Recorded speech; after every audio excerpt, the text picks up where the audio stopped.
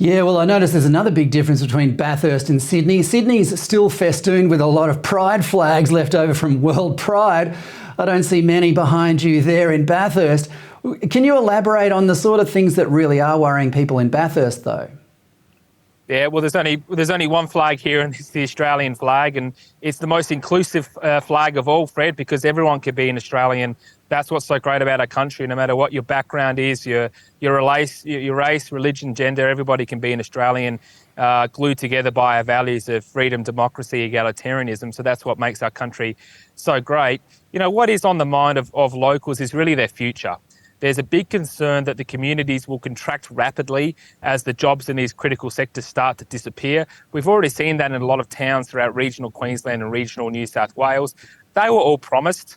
You know, all these promises have been made by politicians day after day, week after week, year after year, that the jobs will come in, but the jobs don't exist. For example, in the massive solar farms, only about 300 or 400 jobs in the biggest of the projects exist. Those jobs are only there for about 12 to 18 months. Thereafter, you've only got about 10 to 20 workers doing the maintenance job in part-time, low-paid work.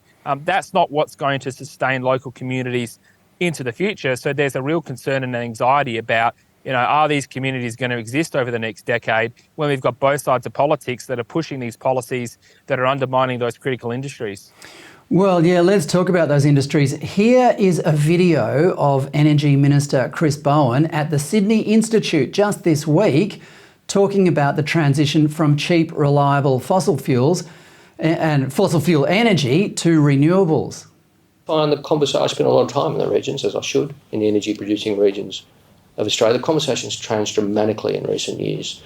A few years ago, you'd go in and you'd get a very negative reaction. Now, people are much more focused on the opportunities of the transition. Yes, the need for some retraining and appropriate investments and support as people make this transition, but not as much as you might think, because energy is energy. And if you're a skilled energy worker, regardless of whether it's traditional fossil fuels or renewable energy, you have a skill set which we need much more of.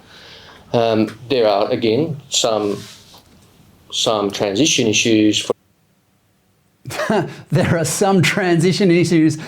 Daniel, Chris Bowen says that he has spent a lot of time in areas just like the one you're in now and has detected a lot of enthusiasm for the transition to renewables. Does that concur with what you've found? Look, I'm not going to suggest that Chris Bowen is doing anything other than telling the truth, but look, it's hard to believe. I mean, we've asked people here and no one knew he was in town. So I suspect he got ushered from his comp car to the five-star hotel, then straight back out again, because he wouldn't have wanted to interact with the actual locals on the ground. So look, I'm not sure who he's been talking to, but certainly no one we've interacted even knew he was here. But look, the key point is quite simply that this is just another example of how politicians will say one thing. Now, they'll come out to the regions, they'll say there's going to be these new jobs, everything will be fine. But he sort of let the mask slip there. In that clip that you just played, Fred, he said something to the effect of, we need to have appropriate support in place for certain workers. You know what that's code for? That's code for the dole. That's code for there is going to be mass unemployment and these people will not work again. That is what he is saying. Energy is not energy. That is a completely false statement and a false equivalence. Wind and solar cannot operate 24/7. That's simply not possible.